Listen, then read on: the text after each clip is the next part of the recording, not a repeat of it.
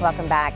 Each time we donate to Pima Paws for Life, we know that those dollars are going to help the animals that need a little extra TLC. We're talking about surgeries or some medical attention before they find their forever home. But today, Kimberly Walker is going to put some faces to those donations by sharing some stories of how much every single donation really does matter. And speaking of putting a face to those donations, who's in your lap? This is Leah. She's about 6 years old. She was relinquished by her owner to us. They said they were moving out of state. We did discover on our own that she does have some valley fever.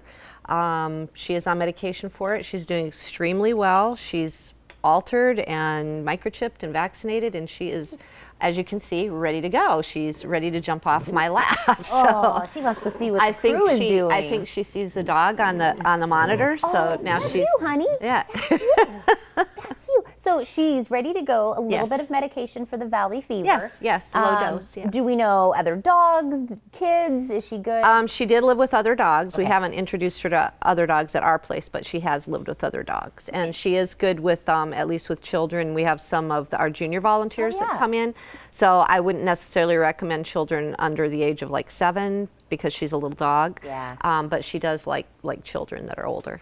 And, you know, for a home that's deciding if this is a good fit, she's 6, there's no potty training, there's no puppy thing. She's already ready and set to go to a home and just be snuggled and loved and be ready. Absolutely. And Leah's just one face that we can say that your donation dollars have gone. We've gotten her healthy. She's ready to go. Absolutely. But tell me more. I know it's so hard to convey to people at home how much these donation dollars really do go a long way with you guys. Try to help. They really understand. do. They really do.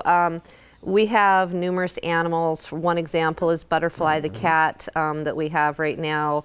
Good Samaritan picked her up. She had been attacked by a dog, and she was had to be taken because of the time and everything. Our regular veterinarian was closed, so she had to go to an emergency clinic. And she, you know, that was just about $1,000 bill just for that one vet visit. She is regaining the use of her back legs. We were a little concerned that she wasn't going to, but she is. So that is a positive. We also have Lacey, and she has FELV along with her brother. They're both there at the shelter. They're young cats, but they are going to take some home that is willing to deal with that.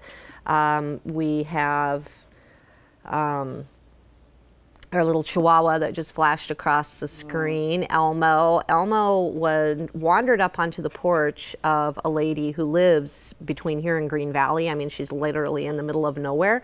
And he was scared, but he went to her, and she contacted us, and we went ahead and took him in. And because his wounds were in various stages of healing, he'd been attacked more than once, and was full of cactus stickers, which may have saved his life because he probably ran into a cactus patch to escape at least one predator. He does have tick fever. He had a bunch of ticks on him as well.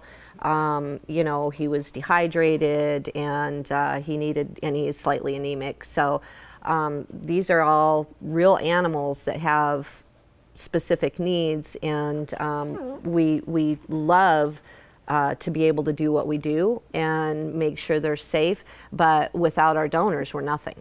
And we have to remember, you guys take these special cases, and we need those dollars in order to continue this progress. But you guys also need volunteers, and I'm actually going to let everybody know you guys have a volunteer orientation coming up. I'm going to give them the dates and times and location for that. Whether you can volunteer, whether you can donate, we can all do a little bit of something to make sure these faces continue to come in and get healthy. We're going to find you a good home as well today. Kimberly, thank you so much for coming back. Thank you.